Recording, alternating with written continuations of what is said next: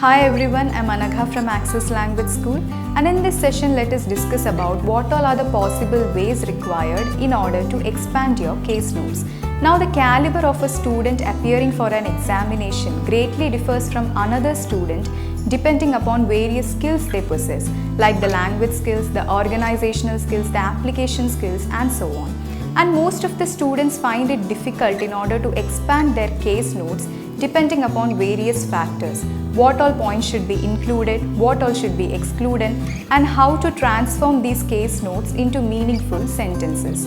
Now in your writing subtest of OET, you're required to write a formal letter to a healthcare official depending upon the case note provided.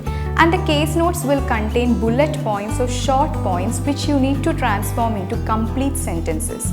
Now when you transform these into complete sentences, you need to take care of this thing. You need to include the points which are not included in the case notes, or the words which are not included in the case notes, like the prepositions, articles, auxiliary verbs, conjunctions, and so on. Next thing is you need to demarcate between what all are the relevant and irrelevant points and try to include the relevant points in your letter. And also identify the purpose of the letter. For what are you writing this letter, or to whom are you writing it?